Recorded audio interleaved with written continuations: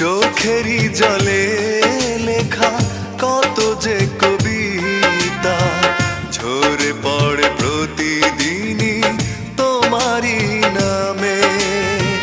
চোখেরই জলে লেখা কত যে কবিতা ঝরে পড়ে প্রতিদিনই তোমারই নামে। যেদিন চোখের জল শুকিয়ে যাবে মনে রেখো সেদিন আমার মরণ হবে। চোখেরই জলে লেখা কত যে কবিতা ঝরে পড়ে প্রতিদিন